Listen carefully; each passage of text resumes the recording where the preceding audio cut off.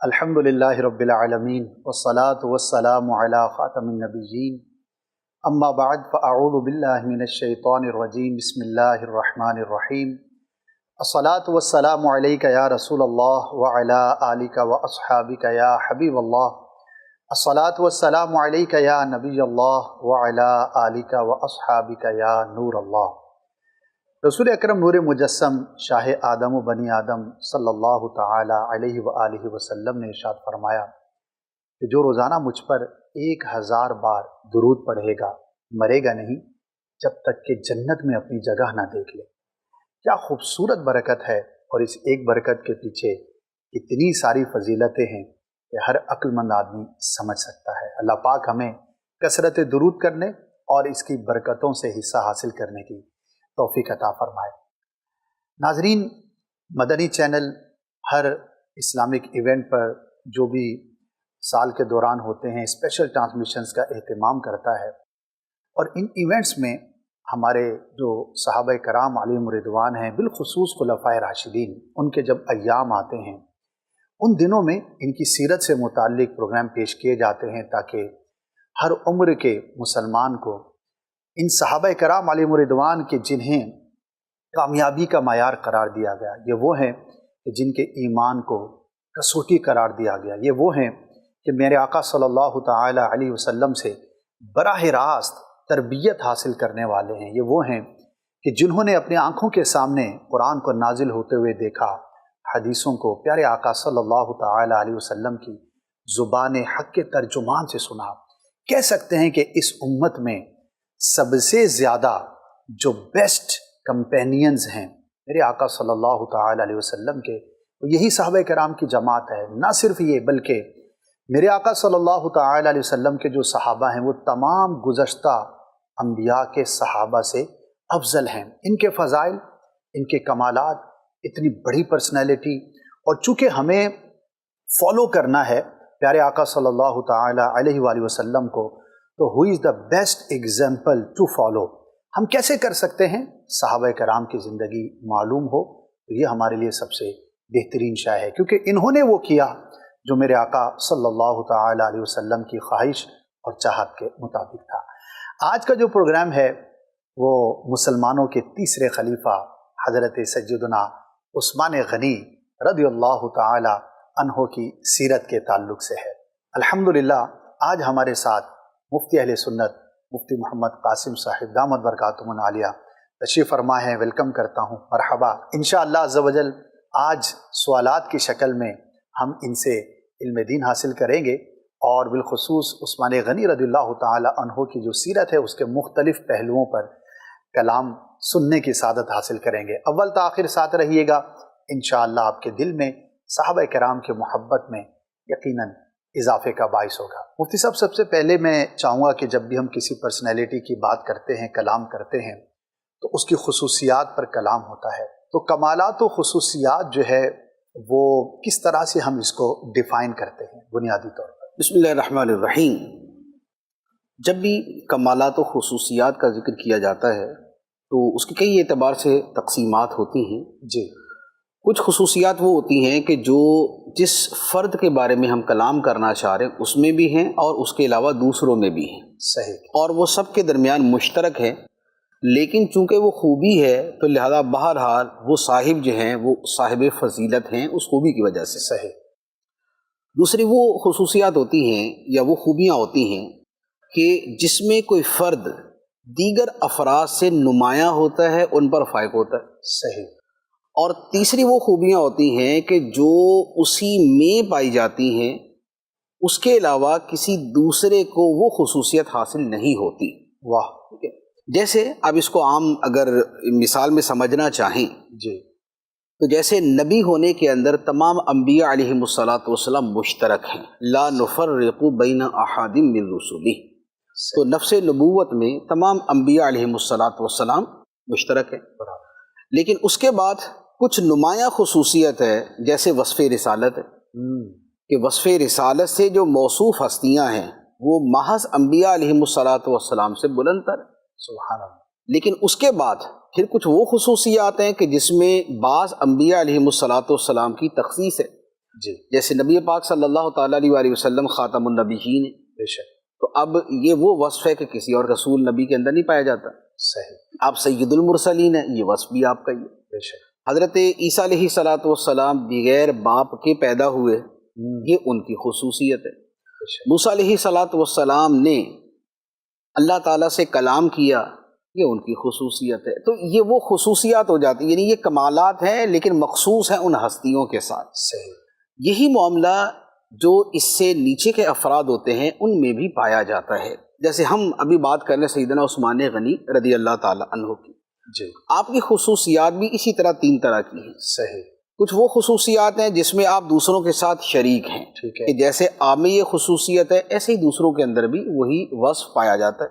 صحیح کچھ وہ ہیں کہ جس کے اندر آپ دوسروں سے نمایاں ہیں، کہ دوسروں میں خوبی ہے لیکن آپ میں وہ وصف دوسروں سے بڑھ کر پایا جاتا ہے۔ صحیح تیسری وہ ہے کہ آپ کی وہ خصوصیت ہیں، وہ خوبیاں ہیں کہ جو آپ ہی میں پائی جاتی ہیں، واہ یا جو فضیلت آپ ہی کے لیے بیان کی گئی ہے یا امت نے ثابت رکھی ہے، کسی اور کے اندر نہیں پائی جاتی۔ سبحان اللہ سبحان اللہ اب مثال کے طور پہ اگر آپ سب سے پہلی قسم کو لے لیں جی کہ وہ خصوصیات، وہ خوبیاں کہ جو آپ میں بھی ہیں دیگر میں بھی ہیں، تو جیسے صحابی ہونے کے اندر آپ بھی صحابی ہیں اور بھی بہت سارے ہیں، لیکن یہ اشتراک بہت زیادہ عام ہے کہ اس میں تو 1,24,000 صحابہ کرام جو ہے وہ نفس صحابیت میں شریک ہو جائیں گے۔ بے شک لیکن آپ یوں لے لیں کہ عشرہ مبشرہ ہونے میں کہ وہ 10 صحابہ کرام کے جن کو ون گو ایک ہی کلام کے اندر، ایک ہی مرتبہ کے اندر جنت کی بشارت دی گئی۔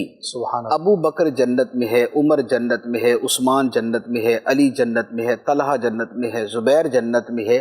یوں جو ایک مسلسل کلام کے اندر 10 صحابہ کرام کو جنت کی بشارت دی گئی، اس میں سیدنا عثمان غنی رضی اللہ تعالیٰ عنہ شامل ہے۔ سبحان اللہ بے شک تو اب آپ دیکھیں کہ یہ وہ خوبی ہے کہ جو عام تو ہے، مشترک تو ہے، لیکن جن میں مشترک ہے وہ بھی صرف 10 ہی ہیں 10 ہی ہیں کہ جن کو یوں بشارت دی گئی۔ صحیح اچھا، اسی طرح آپ کی دوسری خوبی کہ آپ خلفائے راشدین میں سے خلیفہ راشد ہیں۔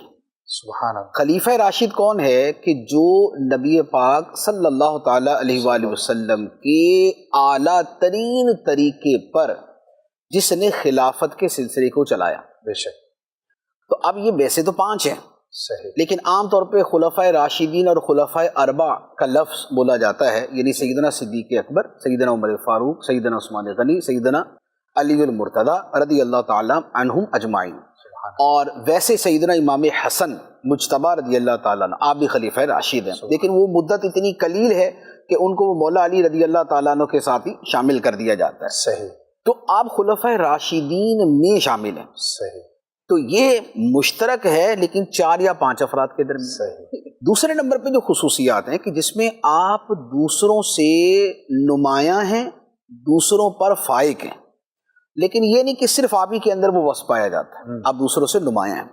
اچھا، یہ جو خوبیاں ہوتی ہیں یہ 2 طرح کی ہوتی ہیں۔ اچھا 2 طرح کی خوبیاں یوں ہیں کہ کچھ خوبیاں ہوتی ہیں فطری، طبعی اور جبلی، کہ کسی کی نیچر میں، کسی کے مزاج میں، کسی کی طبیعت میں وہ خوبیاں پائی جاتی ہیں۔ جی ٹھیک ہے، تو یہ ہے طبعی، یہ خالصتاً جسے کہتے ہیں نا گاڈ گفٹڈ، صحیح کہ اللہ تعالیٰ کی طرف سے پیدائشی طور پہ بندے کو وہ خوبیاں عطا کی گئی۔ ویسے تو جو بھی خوبی ہوگی خدا کی عطا کردہ ہی ہوگی وہ، ظاہری لیکن طور پر اس میں جسے ہم پیدائشی، فطری، جبلی، نیچرلی ہم کہتے ہیں وہ والی خوبیاں۔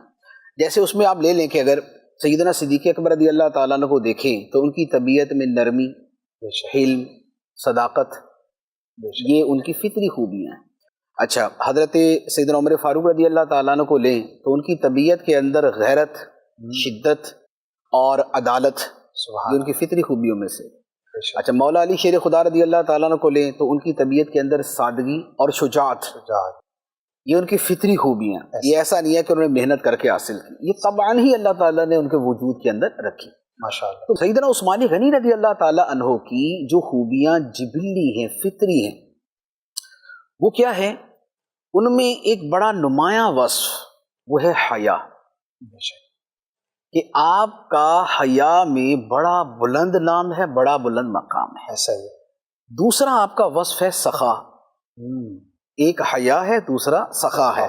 سخاوت، فیاضی، مال خرچ کرنے کے اندر کوئی انقباض نہ ہونا، کوئی تکدر نہ ہونا، طبیعت کا رکاوٹ پیدا نہ کرنا، بلکہ سخاوت کر کے خوش ہونا، کسی کو دے کر خوش ہونا، کسی کی مدد کر کے طبیعت کو فرحت ملنا، یہ سخاوت ہے. تو آپ کی طبیعت کے اندر، آپ کی جبلت کے اندر سخاوت. سبحان اللہ. اسی طرح غنا. تو حیا، سخا اور غنا. غنا کیا ہے؟ غنا ہے، ایک تو غنا کہتے ہیں مالدار ہونے کو. صحیح. آپ اس اعتبار سے بھی مالدار تھے، لیکن ایک غنا کا مرتبہ جو اس سے بڑا ہوتا ہے وہ ہوتا ہے غنائے قلب، دل کا غنی ہونا. جیسے آپ نے دیکھا نا کہ کئی لوگوں کے پاس مال بہت ہوتا ہے لیکن وہ دل کے غنی نہیں ہوتے، اور کئیوں کے پاس مال نہیں ہوتا لیکن دل کے غنی ہوتے. سبحان اللہ. سیدنا عثمان غنی رضی اللہ تعالی عنہ وہ تھے کہ جو مال کے اعتبار سے بھی غنی تھے، دل کے اعتبار سے بھی غنی تھے. کیا بات ہے. سبحان. تو آپ کے اندر جو غنا کا وصف ہے وہ بہت زیادہ نمایاں طور پہ پایا جاتا ہے. ماشاء اللہ. اسی طرح چوتھا وصف آپ کا ہے حلم، بردباری، تحمل، برداشت. اور یہ بھی آپ کا ایک جبلی وصف تھا کہ آپ کی طبیعت کے اندر قوت برداشت بہت زیادہ تھی. تو یہ طبعی، فطری اور جبلی خوبیاں ہیں. حیا ہے، سخا ہے، غنا ہے اور حلم ہے. پھر اس کے ساتھ آ جاتی ہے اکتسابی. اکتسابی کیا ہے؟ اکتسابی یہ ہے کہ بندہ کوشش کر کے اپنے قصد و ارادے کے ساتھ وہ کمال، وہ خوبی وہ حاصل کرتا ہے. صحیح. اگر اس اعتبار سے دیکھیں تو سیدنا عثمان غنی رضی اللہ تعالیٰ عنہ کے جو زندگی کے بہت سے کارنامے ہیں جی، ان کے اندر آپ کو یہ نظر آئے گا کہ وہاں پر آپ نے اپنے قصد و ارادے سے وہ کام اور وہ کمال جو ہے وہ آپ نے سر انجام دیا. ماشاء اللہ. مفتی صاحب میں چاہوں گا کہ بالخصوص وہ چیزیں کہ جس کا بہت حد تک تعلق جو ہے کسب کے ساتھ، ارادے کے ساتھ، اور آپ کی جو خصوصیات کے اندر جو دیگر لوگوں میں بالکل نہ ہوئیں یا بہت کم کہیں ہوئیں، تو اگر ان کا کچھ تذکرہ ہو جائے.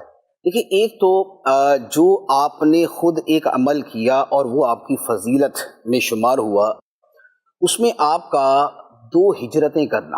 اچھا.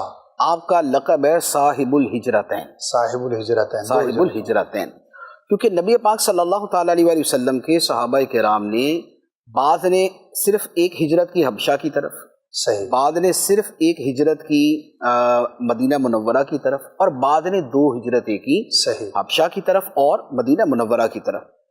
سیدنا عثمان غنی رضی اللہ تعالی عنہ وہ ہستی ہیں کہ جنہوں نے دونوں ہجرتیں کی. ایک بات. سبحان اللہ. دوسری بات یہ ہے کہ آپ کی اس کے ساتھ یہ خوبی تھی کہ آپ نے بما اپنی زوجہ کے دونوں ہجرتیں کی. اچھا، واحد تھے. یعنی کہ آپ نے فیملی سمیت آپ نے ہجرت کی. اچھا، اب اس کے ساتھ کیا تھا کہ جو زوجہ سمیت ہجرت کی وہ زوجہ بھی کون ہے؟ سرکار دو عالم نور مجسم صلی اللہ تعالی علیہ وآلہ وسلم کی شہزادی اللہ، سیداتنا رقیہ رضی اللہ تعالی عنہ. سبحان اللہ. تو گویا 2 ہجرتیں ہیں اور دونوں ہجرتیں زوجہ کے ساتھ ہیں، اور وہ زوجہ بھی سرکار دو عالم صلی اللہ تعالی علیہ وآلہ وسلم کی شہزادی. سبحان اللہ. تو یوں سب چیزوں کو ملا کر دیکھیں تو صاحب الہجرتین کا جو لقب جس مرتبہ و مقام کے اعتبار سے آپ پر صادق ہے وہ کسی اور پہ نہیں آتا. سبحان اللہ. ورنہ تو اور بھی صحابہ کرام ہوں گے کہ جنہوں نے 2 طرف ہجرت کی ہے. صحیح. لیکن جنہوں نے اس انداز میں ہجرت کی کہ زوجہ کے ساتھ کی اور زوجہ بھی نبی کی شہزادی ہے، وہ آپ ہی کی ہستی. کیا بات.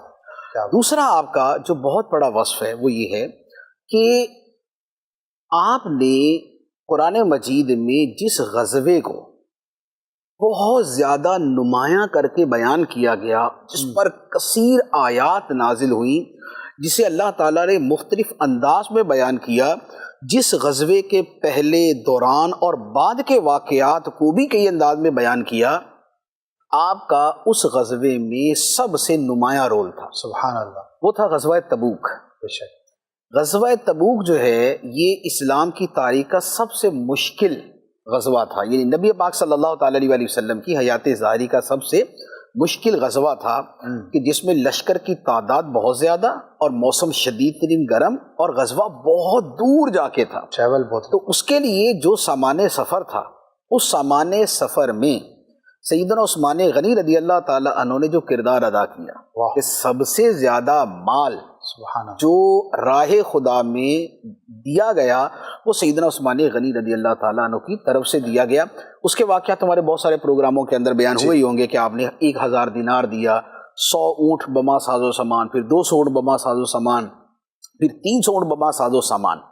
لیکن آپ کے اس دینے پر جو آپ کو وصف ملا وہ ایسا ہے کہ آپ کا وہ لقب بن گیا مجہز جیش العسرتی فی رضا الرحمن. واہ کہ رحمان کی خوشنودی میں وہ جو تنگی کا لشکر تھا اس کا سامان مہیا کرنے والے. کیا بات ہے. تو یہ آپ کا لقب اس اعتبار سے بنا. خطبے میں بھی یہ پڑھا جاتا ہے. یہ خطبے کے اندر بھی پڑھا جاتا ہے. اچھا، پھر آپ کے اکتسابی اس خوبیوں میں سے کہ جو آپ نے خود کیا وہ یہ ہے کہ 2 مواقع ایسے آئے کہ جس میں آپ کو تنہا جنت کی بشارت دی گئی اور معافی کی بشارت دی. اللہ اللہ. ان میں سے ایک یہی غزوہ تبوک ہے. اچھا ماشاء کہ جب آپ نے اتنا مال راہ خدا میں نبی پاک علیہ الصلوۃ والسلام کی بارگاہ میں پیش کیا تو سرکار دو عالم صلی اللہ تعالیٰ علیہ وسلم نے فرمایا کہ آج کے بعد عثمان کوئی بھی عمل کر لے اس پر کوئی حرج نہیں، اللہ تعالیٰ نے اسے معافی والوں میں داخل کر دیا، یعنی کہ یہ بخشے بخشائے ہیں. کیا شان. اچھا، اسی طرح 2 مرتبہ ایسا ہوا کہ نبی پاک صلی اللہ تعالیٰ علیہ وسلم نے فرمایا کہ کون ہے جو جنت کی نعمتوں کے بدلے میں یہ شے اللہ کی راہ میں دے، اور دونوں مرتبہ سیدنا عثمان غنی رضی اللہ تعالیٰ عنہ ہی تھے کہ جنہوں نے وہ چیز پیش کی. ایک مدینہ منورہ کے اندر کنواں تھا بیر روما، اس کا سرکار دو عالم صلی اللہ علیہ وسلم نے فرمایا تھا، مسلمانوں کو تنگی تھی پانی کی، تو فرمایا کہ کون ہے جو جنت کی نعمتوں کے مقابلے میں یہ کنواں خرید کر مسلمانوں کے لیے وقف کر دے. سیدنا عثمان غنی رضی اللہ تعالیٰ نے کر دیا. اسی طرح ایک مرتبہ نبی پاک علیہ الصلوۃ والسلام نے فرمایا جب مسجد نبوی شریف کی جگہ تنگ ہو گئی تو فرمایا کہ کون ہے کہ جو فلاں جگہ خرید کر مسجد نبوی کے لیے اللہ کی راہ میں دے دے. وہ بھی سیدنا عثمان غنی رضی اللہ تعالیٰ عنہ تھے. یعنی جو اصل مسجد نبوی شریف کی جو پہلی زمین ایکسٹینشن، جو اس کی پہلی ایکسٹینشن ہوئی ہے، اس کے اندر جو ہے وہ آپ ہی کے وہ یعنی کہ مال خرچ ہوا. کیا بات ہے. تو یہ جو خود اپنے قصد و ارادے سے، اپنے اکتساب اور عمل سے جنہوں نے یوں جنت حاصل کی ہے وہ سیدنا عثمان غنی رضی اللہ تعالیٰ عنہ. سبحان اللہ. کیا بات ہے مفتی صاحب. اور سچی بات تو یہ ہے کہ جس بھی فضیلت کا ہم ذکر کریں تو اس میں یہ 4 خلفائے اربعہ تو ہر جگہ ہی نظر آتے ہیں. ان کی شان ہی نمایاں ہے. اللہ پاک ان پر اپنی کروڑ رحمتوں کا نزول فرمائے اور ان کے صدقے ہمیں بھی دین کی خدمت کرنے کی توفیق عطا فرمائے. ماشاءاللہ مفتی صاحب، یہ تو بڑی ہی برکت والی اور بڑی خوبصورت جو ہے وہ آپ نے فضائل اور خصوصیات بیان فرمائیں، لیکن کچھ ایسی خصوصیات کا بھی ذکر ہو جائے کہ جو صرف سیدنا عثمان غنی رضی اللہ تعالی عنہ ہی کی ذات کے اندر ہیں، آپ کے علاوہ کوئی اس وصف کا حامل نہ ہو سکا. ایک تو آپ کا جو بہت نمایاں وصف اس حوالے سے ہے جو مخصوص ہے آپ کے ساتھ اور جو آپ کے لقب کے طور پہ بیان کیا جاتا ہے وہ ہے آپ کا جامع القرآن ہونا. سبحان اللہ. کہ آپ نے پوری امت کے لیے قرآن مجید کا وہ فائنل نسخہ دنیا بھر کے اندر پہنچایا کہ جس پر آج تک امت قائم ہے. واہ کیا بات. یعنی قرآن پاک کا معاملہ تو یہ ہے نا کہ قرآن پاک ویسے تو لوح محفوظ کے اندر ہی اللہ تعالیٰ نے اسے محفوظ کیا ہوا، پھر خدا نے اس کی حفاظت کی ذمہ داری لی، لیکن امت تک اور آج جو ہم تک قرآن مجید ایک بک شیپ میں موجود ہے اور ایک ہی انداز کے اندر ہے جی، وہ سیدنا عثمان غنی رضی اللہ تعالیٰ عنہ کا کارنامہ ہے. واہ. پہلے جمع سیدنا صدیق اکبر رضی اللہ تعالیٰ نے کیا کہ انہوں نے ایک اس کو بک شیپ میں لے کے آئے، لیکن اس کے باوجود بھی جو پڑھنے کے انداز سے وہ مختلف تھے جس کی وجہ سے لوگوں میں اختلاف ہو رہا تھا. تو پڑھنے کے ایک انداز پر جو سب کو جمع کیا وہ سیدنا عثمان غنی رضی اللہ تعالیٰ عنہ نے، اس لیے اب لکھا بھی ایک انداز میں جاتا ہے، پڑھا بھی ایک انداز میں جاتا ہے جی. تو یہ جو جمع قرآن کا وصف ہے یہ سیدنا عثمان غنی رضی اللہ تعالیٰ عنہ کی خصوصیت ہے. دوسری وہ خصوصیت ہے کہ جو آدم علیہ الصلوۃ والسلام سے لے کر قیامت تک کہ جملہ افراد میں صرف آپ کے ساتھ خاص ہے، اللہ اکبر، اور وہ خصوصیت یہ ہے کہ آپ کی زوجیت میں سرکار دو عالم صلی اللہ تعالیٰ علیہ وآلہ وسلم کی 2 شہزادیاں یکے بعد دیگرے آئیں۔ سبحان اللہ، پہلے حضرت رقیہ رضی اللہ تعالیٰ عنہا کا نکاح ہوا، جب ان کا انتقال ہو گیا اس کے بعد حضرت ام کلثوم رضی اللہ تعالیٰ عنہا کا نکاح ہوا، اور نبی پاک علیہ الصلوۃ والسلام نے باقاعدہ خود ارشاد فرمایا کہ بے شک اللہ نے میری طرف وحی فرمائی ہے کہ میں اپنی بیٹی کی شادی عثمان سے کر دوں۔ اللہ، اسی طرح دوسری حدیث مبارک ہے فرمایا کہ میں نے ام کلثوم کا نکاح اللہ کی وحی کے ذریعے ہی عثمان کے ساتھ کیا۔ سبحان اللہ، پھر جب حضرت ام کلثوم رضی اللہ تعالیٰ عنہا کا بھی انتقال ہو گیا تو نبی پاک علیہ الصلوۃ والسلام نے فرمایا کہ اگر میری تیسری بیٹی بھی ہوتی تو میں عثمان غنی کے نکاح میں دے دیتا۔ تو یہ جو ایک نبی کی 2 شہزادیاں یکے بعد دیگرے ایک ہستی کے نکاح میں تشریف لائیں، اور اس پر انہیں جو ذوالنورین کا لقب ملا، 2 نور والے، کہ 2 نور جو ہے وہ آقا کریم علیہ الصلوۃ والسلام نے انہیں عطا فرمائے۔ تو یہ وہ آپ کی خوبی، آپ کی خصوصیت ہے کہ جو دنیا کے اندر کسی دوسرے کو نہ حاصل ہوئی اور نہ کبھی اب حاصل ہو سکتی ہے۔ اچھا، تیسرا ایک اور وصف ہے، وہ بہت سارے محدثین نے بیان فرمایا، وہ یہ ہے کہ جب بیعت رضوان ہوئی، جی، بیعت رضوان کے وقت نبی پاک صلی اللہ تعالیٰ علیہ وآلہ وسلم صحابہ کرام کے ساتھ حدیبیہ کے مقام پر تھے، جی، اور اہل مکہ سے گفتگو کرنے کے لیے، مذاکرات کرنے کے لیے حضرت عثمان غنی رضی اللہ تعالیٰ عنہ کو مکہ مکرمہ بھیجا ہوا تھا۔ وہاں سے خبر آئی کہ حضرت عثمان غنی رضی اللہ تعالیٰ کو شہید کر دیا گیا، تو نبی پاک علیہ الصلوۃ والسلام نے صحابہ کرام سے عہد لیا، وہاں پر بیعت لی کہ ہم جو ہے وہ کفار سے مقابلہ کریں گے۔ صحیح۔ اب وہاں پر جب تمام صحابہ کرام نے بیعت کی تو طریقہ کیا تھا کہ صحابہ کرام اپنے ہاتھ جو ہے وہ نبی پاک صلی اللہ تعالیٰ علیہ وسلم کے ہاتھ مبارک میں رکھتے تھے اور بیعت کرتے تھے، جسے قرآن پاک نے کئی آیات کے اندر بیان فرمایا اور ان صحابہ کی فضیلت بیان فرمائی۔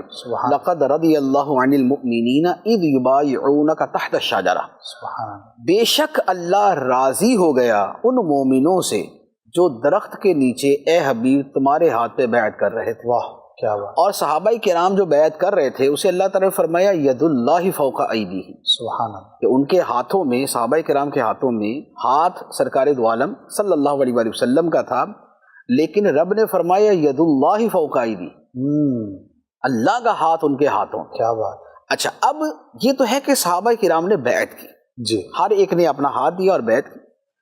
جب صحابہ کرام بیعت کر چکے تو نبی پاک صلی اللہ تعالیٰ علیہ وآلہ وسلم نے ارشاد فرمایا کہ یہ ہاتھ میرا ہے اور یہ ہاتھ عثمان کا ہے، اپنے ہی دونوں ہاتھوں کو، اپنے ہی دونوں ہاتھوں کو، ایک ہاتھ کو اپنا ہاتھ قرار دیا اور ایک ہاتھ کو عثمان غنی کا ہاتھ قرار دیا، اور دونوں کو ملا کر فرمایا کہ یہ عثمان کی بیعت ہو گئی۔ اللہ اللہ، اس پر محدثین فرماتے ہیں، شیخ عبدالرحمن محدث دہلوی رحمۃ اللہ اور دیگر بزرگ، وہ فرماتے ہیں کہ صحابہ کرام کی یہ فضیلت کہ انہوں نے اپنے ہاتھ نبی پاک صلی اللہ علیہ وآلہ وسلم کے دستے مبارک میں دیے، یہ فضیلت، لیکن جو فضیلت عثمان غنی رضی اللہ تعالیٰ عنہ کو حاصل ہوئی وہ کسی کو حاصل نہ ہوئی کہ آقا کریم صلی اللہ علیہ وآلہ وسلم نے اپنے دستے مبارک کو عثمان غنی کا ہاتھ قرار دیا۔ سبحان اللہ، سبحان اللہ۔ تو اب یہ کہ کسی کے ہاتھ کو یوں اپنا ہاتھ قرار دینا اور نبی پاک صلی اللہ تعالیٰ علیہ وسلم نے قرار دیا، تو یہ وہ خوبی اور یہ وہ کمال اور خصوصیت ہے جو سیدنا عثمان غنی رضی اللہ تعالیٰ۔ اللہ اللہ اللہ، کیا بات ہے۔ یہ فضائل اور خصوصیات سن کر روح تازہ ہو جاتی ہے، دل باغ باغ ہو جاتا ہے، اور ہر مسلمان کے دل میں ہر صحابی کی عظمت اور محبت تو ہوتی ہی ہے، لیکن جب اس طرح فضائل سنتے ہیں تو واقعی دل کرتا ہے کہ ان کے قدموں پر قربان ہویا جائے۔ کیا کمال شخصیات تھیں اور کیسا ان کو قرب مصطفیٰ صلی اللہ تعالی علیہ وآلہ وسلم نصیب تھا، اور دیکھیے یہ کس طرح اپنی جانیں، مال، ہر چیز، وقت، آل اولاد قربان کرتے تھے۔ جب یہ اپنا کام یوں کرتے تھے تو پھر آقا کی طرف سے ان پر کرم نوازیاں بھی کس طرح کی ہوا کرتی تھی، اور یہ سن کر یقیناً ہمارے دلوں میں مزید ان کی محبت میں اضافہ ہوتا ہے اور ہونا بھی چاہیے۔ مفتی صاحب، 2 صحابہ کرام کے گروہ کی تقسیم ایک اعتبار سے کی جاتی ہے، ویسے تو ہر اہل بیت کا فرد بھی صحابی ہے، اور بعض وہ ہیں کہ جو صحابی تو ہیں لیکن اہل بیت میں نہیں ہیں. دونوں کے الگ الگ ہم فضائل بھی سنتے ہیں، کچھ خصوصیات بھی سنتے ہیں، کچھ مشترک فضائل ہیں، کچھ میں اہل بیت جو ہے وہ نمایاں اور الگ نظر آتے ہیں. تو صحابہ کرام میں، جن میں صحابہ بھی صحابیات بھی دونوں طرح کے ہو گئے، اور اہل بیت، ان کا جو آپس کا تعلق تھا اور آپس کی جو محبت تھی، اس کو اگر تھوڑا ڈیفائن کیا جائے تاکہ ناظرین کو بھی معلوم ہو کہ ایک دوسرے کا احترام اور کسی کی فضیلت کو ایکسیپٹ کرنا، اس کی بہترین صورت جو ہے صحابہ کے درمیان کس طرح سے پائی جاتی تھی. دیکھیں، اس میں ایک بنیاد کی طرف اگر ہم غور کریں تو بڑی واضح سی چیز ہمارے سامنے آتی ہے جی کہ صحابہ کرام ہیں، یہ اہل بیت ہیں. ان سب کی جو تربیت ہے وہ سرکار دو عالم صلی اللہ تعالیٰ علیہ وسلم نے فرمائی. بے شک. اور نبی پاک صلی اللہ تعالیٰ علیہ وسلم کی تربیت وہ تھی کہ جس پہ رب نے فرمایا فَأَصْبَحْتُمْ بِنِعْمَتِهِ إِخْوَانًا. واہ. کہ اے لوگو، تم اللہ کی نعمت، اللہ کے احسان کی وجہ سے آپس میں بھائی بھائی ہو گئے. صحیح. اچھا، یہ بھائی بھائی کن کے بارے میں فرمایا؟ کہ جو پہلے ایک دوسرے کے دشمن تھے، جانی دشمن، یہ ان کے بارے میں فرمایا کہ جو دشمن تھے. اذ کنتم اعداء، جب تم دشمن تھے، جب دشمن جو تھے وہ بھی نبی پاک صلی اللہ تعالیٰ علیہ وآلہ وسلم کی حسن تربیت، حسن تعلیم اور حسن صحبت کی وجہ سے آپس میں بھائی بھائی بن گئے. ایک بات. دوسری بات، اہل مکہ اہل مدینہ کا آپس میں کوئی خاص تعلق نہیں تھا. صحیح. لیکن جب مکہ مکرمہ سے صحابہ کرام مدینہ منورہ آئے تو یہ اجنبی لوگ ان اجنبیوں کے لیے آپس میں جس رشتے میں پروئے گئے، اس رشتے کو عقد مواخات کہا جاتا ہے. بے شک. کہ یہ آپس میں بھائی بھائی ہو گئے، ایک انصاری اور ایک مہاجر آپس میں بھائی بھائی ہو گئے. سبحان اللہ. ٹھیک ہے. تو جب نبی پاک صلی اللہ تعالیٰ علیہ وآلہ وسلم نے دشمنوں کو دوست بنا دیا، جب اجنبیوں کو ایک دوسرے کا بھائی بنا دیا، تو یہ جو صحابہ اور اہل بیت ہیں، ان کی اکثریت خود وہ ہے کہ جو پہلے ہی ایک دوسرے کے قریب تھے. بے شک. ایسا ہی. جو پہلے ہی ایک دوسرے کے ساتھ محبت میں جڑے ہوئے تھے، تو ان کی جو محبت میں اضافہ ہوا ہوگا وہ کیسا ہوا ہوگا. بے مثال. صحابہ اور اہل بیت کی اور جملہ ہستیوں کی جو آپس میں تعلق ہے، اسے قرآن نے کیا بیان فرمایا ہے؟ قرآن نے بیان فرمایا ہے رحماء بینہم. سبحان اللہ. جو لوگ مصطفیٰ کریم صلی اللہ علیہ وآلہ وسلم کے ساتھی ہیں، وہ کیا ہے؟ رحماء بینہم. وہ آپس میں رحیم ہیں، بے شک. آپس میں رحم دل ہیں. تو اس کا مطلب یہ ہوا کہ قرآن مجید کی روشنی میں جو صحابہ اور صحابہ اہل بیت کا رشتہ نظر آتا ہے، اس میں پہلے اخوت ملے گی کہ قرآن نے فرمایا. صحیح. اس میں رحم اور رحمت ملے گی کہ قرآن نے فرمایا. ٹھیک ہے. اب اس کے بعد آ جاتی ہے واقعاتی دنیا. ٹھیک ہے. پہلے تو اصولی طور پہ جو بہت خوبصورت عالم الغیب والشہادہ سبحان اللہ رب ذوالجلال نے بیان فرمایا، وہ اخوت ہے، وہ مودت ہے، وہ رحمت ہے، وہ رحم ہے، اور وہ فَأَصْبَحْتُمْ بِنِعْمَتِهِ إِخْوَانًا ہے. کیا بات ہے. سبحان اللہ. اب اس کے بعد جب واقعاتی صورتوں کی طرف آتے ہیں تو صحابہ کرام کا معاملہ ہمارے سامنے یہ آتا ہے کہ نبی پاک صلی اللہ تعالیٰ علیہ وآلہ وسلم کے ساتھ ان کا تعلق، ان کا رشتہ ایسا تھا کہ اگر آقا کریم علیہ الصلوۃ والسلام صرف اتنا فرما دیتے نا کہ مجھے ہوا اچھی لگتی ہے، تو صحابہ کرام کہتے ہیں ہمیں ہوا سے پیار ہے. سبحان اللہ. ٹھیک ہے. کیونکہ ان کی محبتیں تابع تھی نبی پاک علیہ الصلوۃ والسلام کی محبت کے.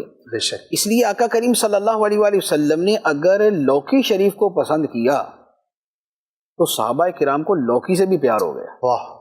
بے شک. اگر آقا کریم صلی اللہ تعالیٰ علیہ وآلہ وسلم نے کسی شے سے محبت کا اظہار فرمایا، صحابہ کرام اس شے سے محبت کرتے تھے. ایسا ہی. نبی پاک صلی اللہ تعالیٰ علیہ وآلہ وسلم کے بدن اطہر کو چھونے والے پانی سے صحابہ کو پیار تھا. اللہ اللہ. تو جن کی محبت کا لیول یہ ہو، اب غور کریں کہ ان کی محبت کا لیول ان ہستیوں کے ساتھ کیا ہوگا کہ جو آقا کریم صلی اللہ تعالیٰ علیہ وآلہ وسلم کے بدن کے ٹکڑے تھے. اللہ اللہ. کیا آپ کے جزو مبارک ہیں، جنہیں آقا کریم صلی اللہ تعالیٰ علیہ وآلہ وسلم فرماتے ہیں کہ فاطمہ جو ہے وہ میرے بدن کا ٹکڑا ہے. اللہ.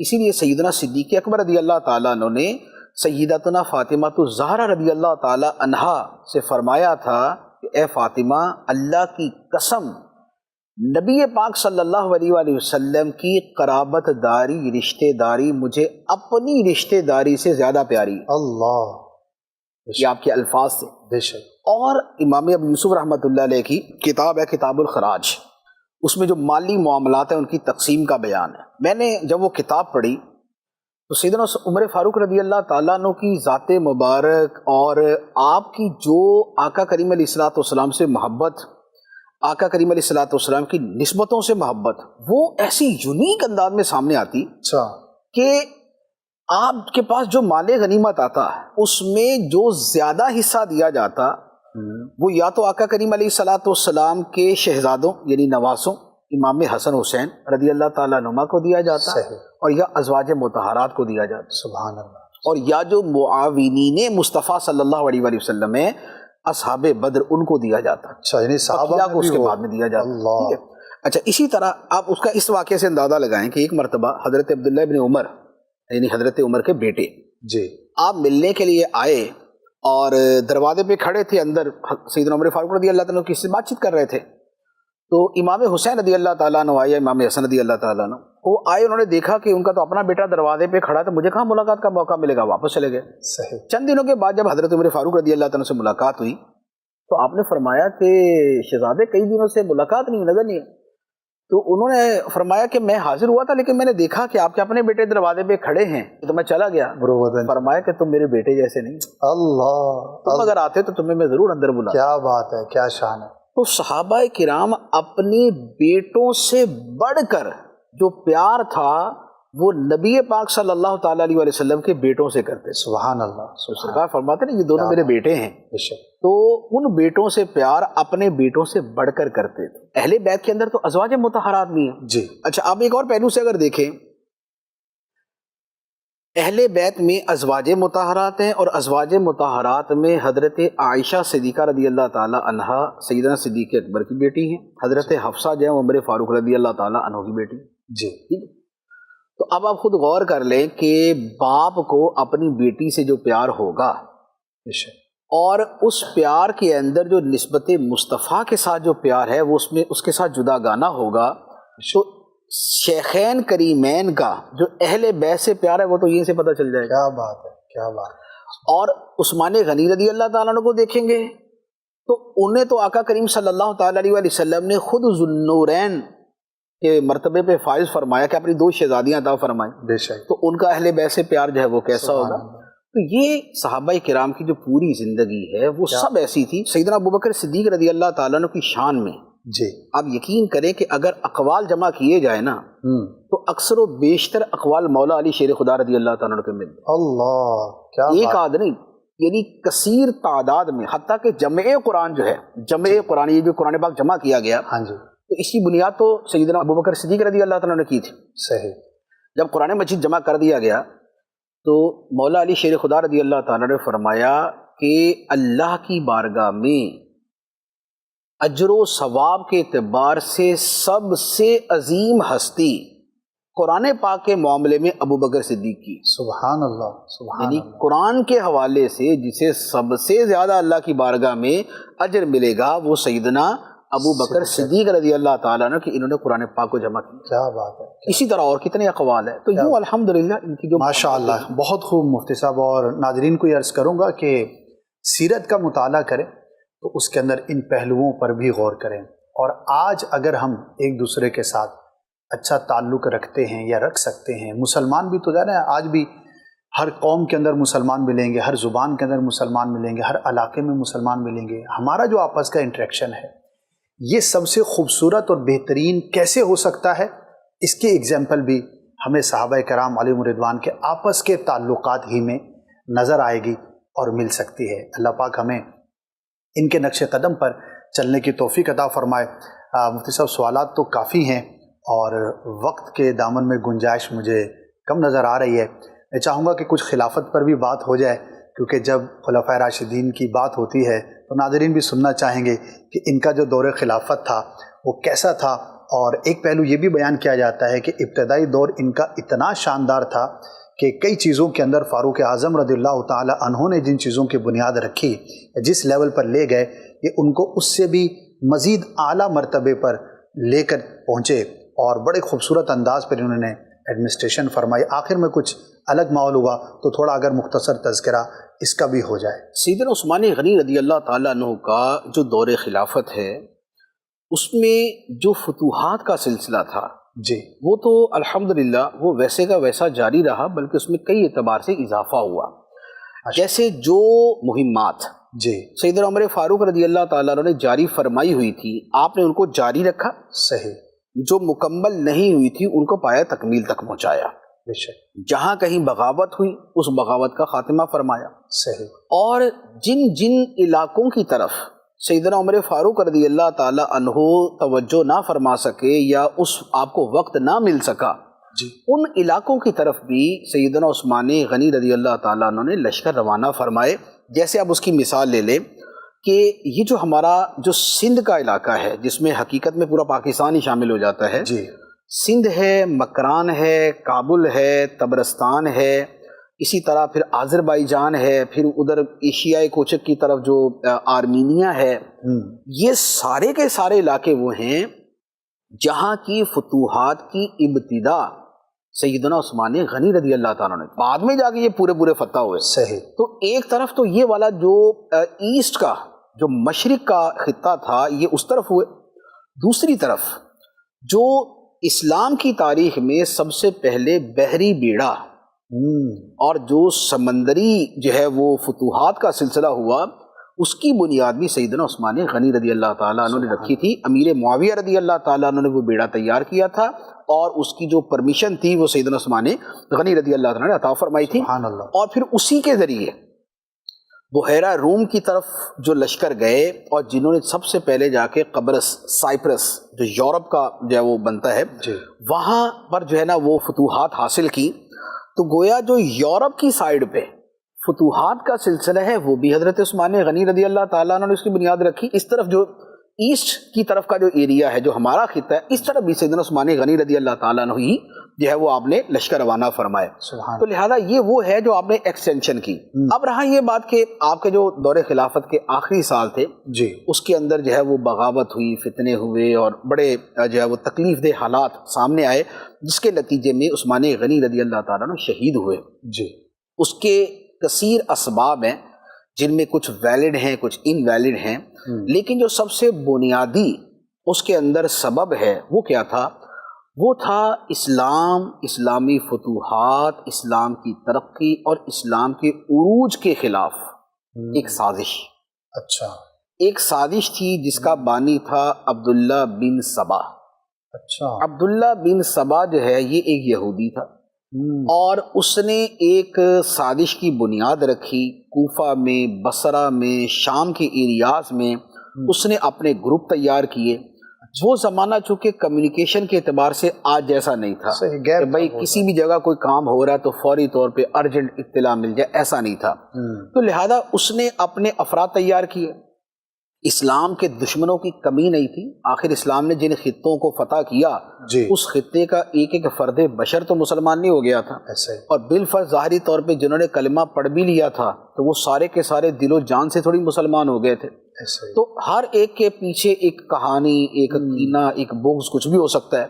تو عبداللہ بن سبا نے اس کو استعمال کیا، ایک پورا سازشی ماحول جو ہے وہ تیار کیا، اور اس کے نتیجے میں وہ کمیونیکیشن گیپ کی وجہ سے اور آتش فتنہ بھڑکانے کی وجہ سے بالآخر نتیجہ یہ نکلا کہ سیدنا عثمان غنی رضی اللہ تعالیٰ عنہ شہید ہو گئے۔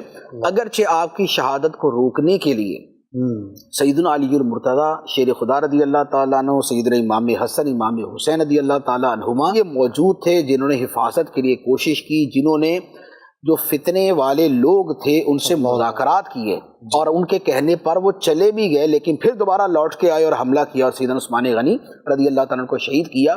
تو یہ ایک پورا جو ہے ایک دردناک ماحول ہے، لیکن اس کے پیچھے اگر اصل الاصول بات کی جائے تو وہ اسلام دشمنی، صحیح، مسلمان دشمنی، اسلام کے عروج اور ترقی سے دشمنی، اور غیروں کی اور کافروں کی سازش کی، جس کے نتیجے میں یہ سارے واقعات۔ اللہ اکبر، اللہ اکبر۔ ناظرین، وقت جو ہے وہ اختتام کو پہنچا۔ ظاہر ہے کہ مختصر وقت میں کچھ ہی باتیں، کچھ ہی ذکر کرنے کی ہم سعادت حاصل کر پاتے ہیں، لیکن ہم آپ سے اجازت چاہیں گے۔